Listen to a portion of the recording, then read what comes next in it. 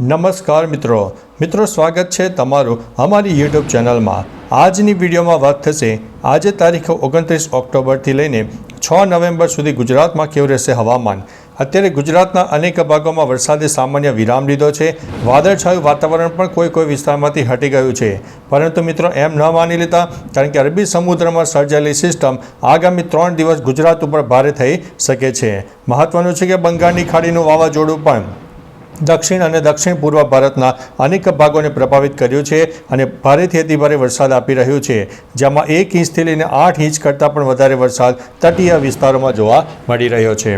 હવે મિત્રો તારીખ પ્રમાણે વરસાદની વાત કરીએ તો આજે તારીખ 29 ઓક્ટોબર, તો આજે સૌરાષ્ટ્રના અનેક પંથક હોય, દક્ષિણ ગુજરાત અને મધ્ય ગુજરાતના અનેક વિસ્તારમાં છૂટોછવાયો વરસાદ, તો કોઈ જગ્યાએ મધ્યમથી વધુ વરસાદ પણ થઈ શકે છે।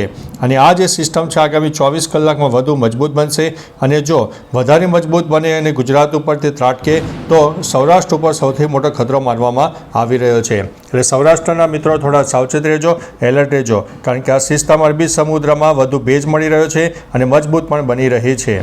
આગામી તારીખે મિત્રો 30 ઓક્ટોબરની વાત કરીએ તો તમે જોઈ શકો છો તે પ્રમાણે સૌરાષ્ટ્ર ઉપર આ સિસ્ટમે વધારે રૌદ્ર સ્વરૂપ બતાવશે અને દક્ષિણ ગુજરાત અને મધ્ય ગુજરાતના પણ અનેક ભાગોમાં મધ્યમ વરસાદ પણ થઈ શકે છે।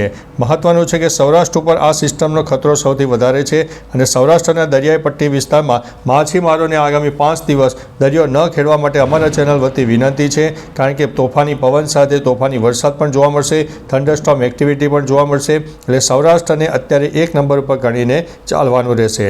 ત્યારબાદ મિત્રો તારીખ 31 ઓક્ટોબરની વાત કરીએ તો 31 ઓક્ટોબરે તમે જોઈ શકો છો તે પ્રમાણે સમગ્ર સૌરાષ્ટ્રમાં એક સાર્વત્રિક વરસાદનો માહોલ સર્જાશે।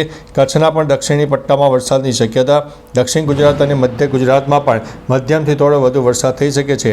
સૌરાષ્ટ્રના કોઈ વિસ્તારમાં તો 1 ઇંચથી લઈને 4 ઇંચ કરતાં પણ વધારે વરસાદ જોવા મળી શકે છે। એટલે મિત્રો આગામી હજુ પણ 5 થી 7 દિવસ ગુજરાત ઉપર ખતરો ગણીને ચાલવાનો રહેશે।